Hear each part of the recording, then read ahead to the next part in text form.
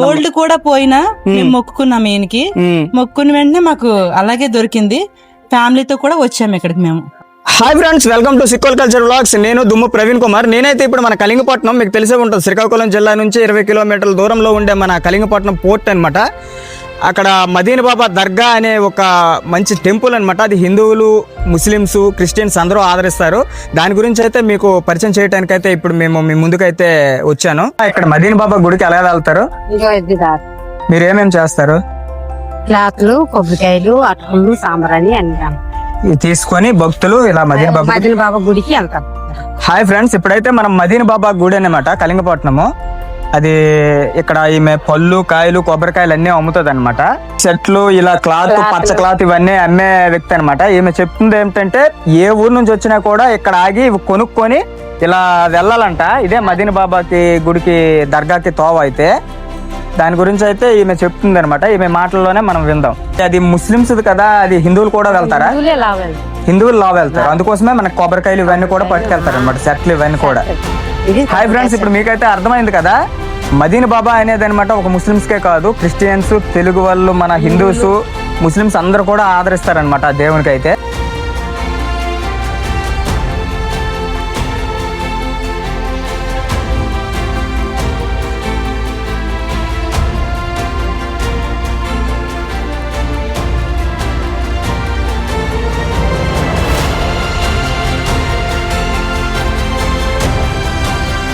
ఇక్కడికి మదీనా బాబా దర్గా దగ్గరికి అయితే వచ్చాము. లోపల బాబా వారి అవిశేషాలు ఏంటనేవి చూసేద్దాం రండి.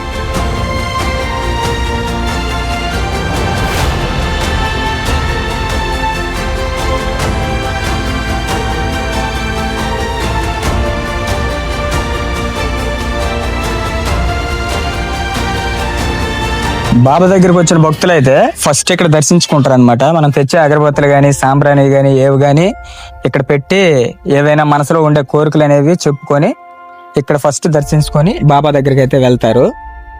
ఒకసారి లోపలికి రండి, చూసేద్దాం. తెచ్చిన కొబ్బరికాయలు ఇలా సెట్ అనేది ఇందాక మీరు చెప్పే మాటల్లో విన్నారు కదా, అలా కొబ్బరికాయలు ఇవన్నీ తెచ్చి ఇదిగో కొట్టే ప్లేస్ అనమాట. ఇక్కడ కొబ్బరికాయలు కొట్టి అరటిపళ్ళు, అగరబత్తులు, అటుకుళ్ళు, బాబా వారికి ఏవైతే ఇష్టమైన ప్రసాదం ఉంటుందో అదంతా కూడా తెచ్చి ఇక్కడ సమర్పించుకొని బాబా వారికి కోరికలు ఒక ముడుపు రూపంలో అన్నమాట కట్టి ఇక్కడ కోరికలు తీర్చుకుంటారు. ఆ కోరిక కానీ నెరవేరినట్లయితే ఇంకొకసారి మీ దగ్గరికి వస్తామని కానీ, లేదనుకుంటే ఒక చిన్న కొబ్బరి మొక్క కానీ తెచ్చి ఇక్కడ ఉడిస్తామని కానీ కొంతమంది కోరికలు అయితే కోరుకుంటారు. చూసారు కదా, ఇవన్నీ ఆ కొబ్బరి చెట్లు అనమాట. కోరికలు ఇప్పుడు మన భక్తులు కోరే కోరికలు తీరిస్తే అవి నెరవేరిన తర్వాత వాళ్ళు తెచ్చి ఉడిచే కొబ్బరి చెట్లు అనమాట ఇవన్నీ కూడా.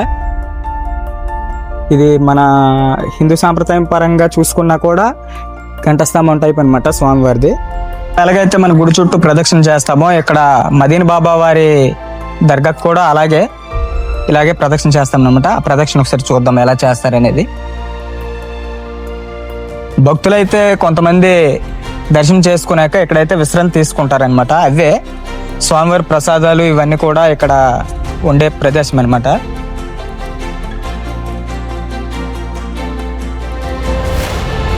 వచ్చిన వాళ్ళు 3 సార్లు కానీ, 5 సార్లు కానీ, 9 సార్లు కానీ, 11 సార్లు కానీ బేస్ సంఖ్యలో ఇక్కడ తిరిగి ప్రదక్షిణం అయితే కంప్లీట్ చేసుకుంటారు. అమ్మ, ఇక్కడ బాబా వారికి దర్శనం చేసుకున్న తర్వాత మీ దగ్గర నాకు అంటారు ఏమేమి ఇస్తారు అమ్మా ఇక్కడ ప్రసాదం? స్వామివారికి ఇష్టమైనవి బూందీ ఇష్టము, అటుకుళ్ళు, బెల్లం ఎక్కువ తీసుకెళ్తారు, ఖర్జూరం పట్టుకెళ్తారు, ఇది వైట్ కోసం అక్కలు పట్టుకెళ్తారు. పులిహోర కూడా ఉంటుంది. పులిహోర కూడా ప్రసాదంగా తీసుకెళ్తారు. అంటే మన బాబా వారికి హిందూ సాంప్రదాయం పరంగా కూడా తీసుకెళ్తారు. పెడితే ఇక్కడ ప్రసాదాలు ఇంటికి కూడా పట్టుకెళ్తారు. ఇంటికి కూడా పట్టుకెళ్తారు. స్వామివారి ప్రసాదం కూడా పెడతారు. ఇప్పుడు ఇది ఎలా రేట్లు ఎలా ఉంటాయమ్మా వీటివి? 20 రూపాయలు ఏదైనా, పులిహోర 10 రూపాయలు. పులిహోర 10 రూపాయలు ఏదైనా. లడ్డు ఉంటుంది కదమ్మా? రవ్వలాడు ఉంటుంది. పొద్దున్న అయిపోయింది. లేదు ఇక్కడ చూసారు కదా ఫ్రెండ్స్, ఇప్పుడు ఇక్కడైతే ఈమె ప్రసాదము అమ్మే వ్యక్తి అనమాట. ఇక్కడ ఏంటంటే స్వామివారికి మనము ఇక్కడ దర్శనం చేసుకున్న తర్వాత ఇక్కడ ప్రసాదం అనేది తీసుకెళ్లి ఇంటికి పట్టుకెళ్ళి మన దైవాలకు కూడా పెడతారు. ఇంటి దగ్గర ఉండే భక్తులకు కూడా ప్రసాదాన్ని ఇస్తారనమాట. వాళ్ళు కూడా సేవిస్తారనమాట. అలాగే ఇప్పుడు మనకి ఇక్కడైతే సాధువులు అనమాట. ప్రతి గుడి దగ్గర, మన హిందూ గుడుల దగ్గర చాలా దగ్గర చూస్తుంటాం సాధువులకైతే. ఇక్కడ మన మదీనా బాబా దర్గా దగ్గర కూడా సాధువులు అలాగే ఉంటారు. వాళ్ళు భిక్షాటన చేసుకొని మన వచ్చే భక్తులు వాళ్ళకి కలిగింది ఎంతో కొంత వెలికిస్తే దాని ద్వారా ఉపాధిగా బ్రతుక్కుంటూ ఇక్కడ ఉండి సేద తీరుతారనమాట. చాలా దూరం నుంచి వచ్చారంట వీళ్ళు మన బాబా దగ్గర దర్శనం చేసుకోవడానికి. వాళ్ళ మాటల్లో వాళ్ళు ఏం చెప్తారు అనేది విందాం రండి. చెప్పండి అమ్మా, మీరు ఎక్కడి నుంచి వచ్చారు? ఆమ్దల్ వలస నుండి వచ్చాము. ఎప్పటి నుంచి వస్తున్నారు ఇక్కడికి? ఇదే ఫస్ట్ టైం. ఇదే ఫస్ట్ టైం రావటమా? ముందు ఒక్కసారి వచ్చాము. ఆహా. ఇప్పుడు మీరు ఏ పర్పస్ మీద వచ్చారు? మీకు ఏమైనా కోరుకున్నారా, లేకపోతే ఇలా ఇక్కడ ఉంది మంచి జరుగుతుంది, ఇక్కడ ఉంది మంచి జరుగుతుంది అని వచ్చాము. అనేసి మీకు ఎవరు చెప్పారు? మీకు ఎలా తెలుసు? అంటే మేము ఒక్కసారి వచ్చాము, స్కూల్లో వాళ్ళు తీసుకొని వచ్చారు. పాప అయితే వాళ్ళ స్కూల్ తరపున ఇంతవరకు వచ్చిందంట. ఇక్కడ మంచి జరుగుతుంది అని చెప్తే ఇప్పుడు వచ్చి మళ్ళీ రెండోసారి దర్శనం అయితే చేసుకుంది.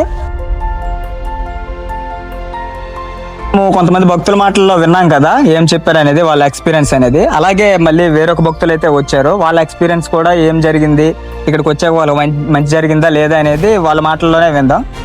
మీరు ఇక్కడికి ఎన్నోసారి అమ్మా రావటం? చాలా సార్లు చాలా సార్లు. ఇక్కడ ఎక్స్పీరియన్స్ అనేది ఎలా ఉంది మీకు? ఏది అనుకున్నా సరే జరుగుతుంది. ఫ్యామిలీతోనే ఎక్కువ సార్లు వస్తుంటాం. ఇక్కడైతే మీకు ఏమైనా మీరు ఇంటి దగ్గర మొక్కులు మొక్కుకొని ఇక్కడికి వచ్చాక జరిగిందనే ఎక్స్పీరియన్స్ ఏమైనా పోయే అనుకోండి, చెప్పండి. అది మళ్ళీ దొరుకుతాయి అనేసి ఏదైనా అనుకుంటాము, అది దొరికితే మళ్ళీ వస్తామని మొక్కుంటాం. కంపల్సరిగా ఆ వస్తువు దొరుకుతుంది. మీకు అలా ఎప్పుడైనా అలా జరిగిందా? చాలా సార్లు జరిగాయండి మాకు. చూసారు కదా ఫ్రెండ్స్, ఇక్కడ గోల్డ్ కూడా పోయినా మేము మొక్కుకున్నాం ఈయనకి. మొక్కున్న వెంటనే మాకు అలాగే దొరికింది. ఫ్యామిలీతో కూడా వచ్చాము ఇక్కడికి మేము. చూసారా ఫ్రెండ్స్, ఎంత మంచి ఎక్స్పీరియన్స్ అయితే ఇచ్చారు.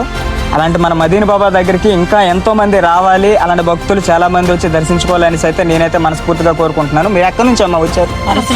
అరసవెల్లి నుంచి. చూసారా, సూర్యనారాయణ టెంపుల్ ఉంది కదా స్వామివారిది, అక్కడ నుంచి వచ్చి కూడా ఇక్కడ దర్శనం చేసుకుంటున్నారు. వాళ్ళ ఎక్స్పీరియన్స్ అయితే వాళ్ళకి ఎప్పుడో బంగారం పోయిందంట, అది దొరికిందని చెప్తున్నారు.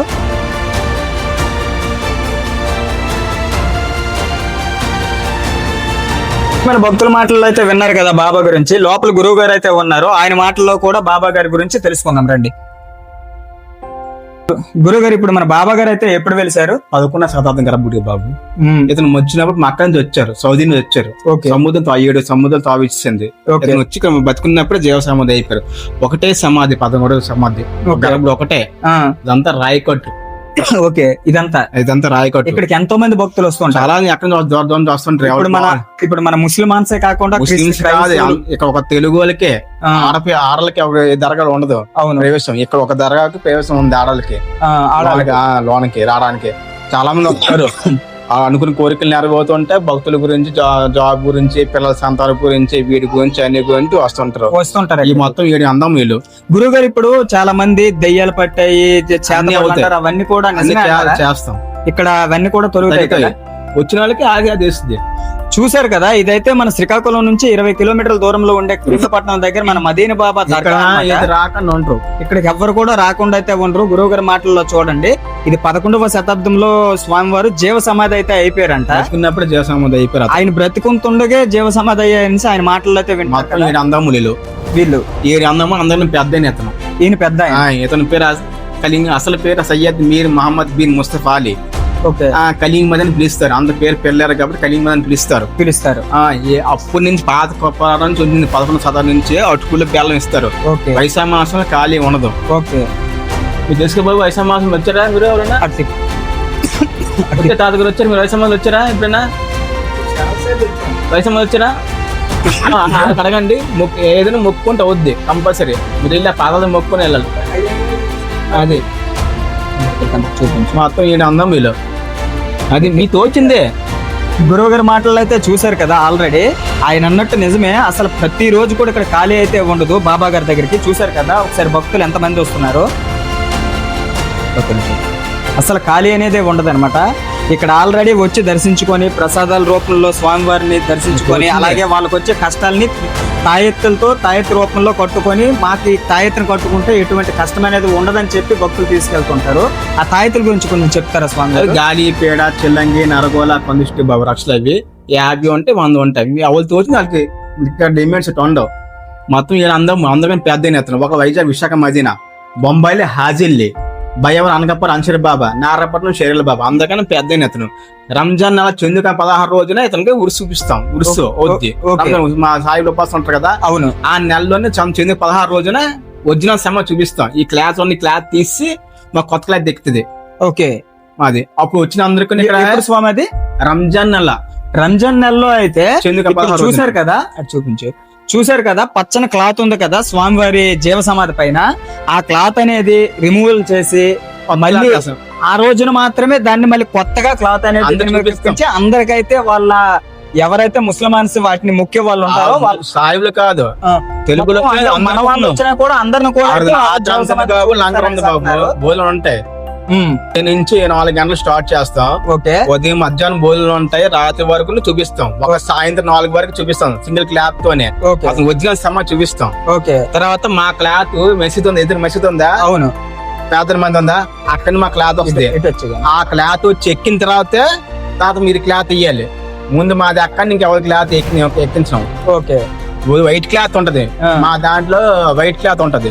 ఆ వైట్ క్లాత్ సంబంధం చూపిస్తాం బాబా గారికి. చూసారు కదా ఆయన చెప్పిన మాటల్లో ఏంటనేసి అంటే, రోజైతే మాత్రం మన హిందువులే కానీ క్రైస్తవులే కానీ ముస్లిమాన్సే కానీ ఎవరు వచ్చినా కూడా సాయంత్రం 4 వరకు అయితే ఆయన జీవ సమాధిని ఒరిజినల్ గా అయితే చూపిస్తారంట.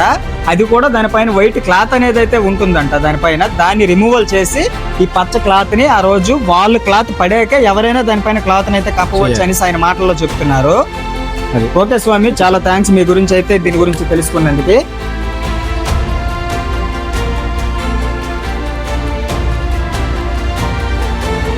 చూసారు కదా ఆల్రెడీ ఇది ఎగ్జిట్ అన్నమాట.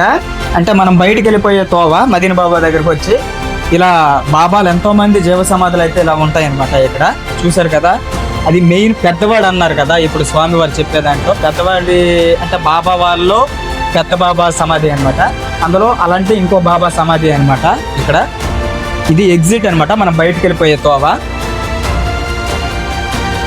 ఇప్పుడైతే మన మదీనా బాబా గారి దర్గా అయితే చూసారు కదా, అలాగే ఇది కూడా ఇక్కడ మన బాబా వారికి సంబంధించి టైంలో నమాజ్ అయితే చేస్తారు కదా, ఆ నమాజ్ చేసుకునే ప్లేసే అయితే ఇది. లోపలికి రండి చూసేద్దాం.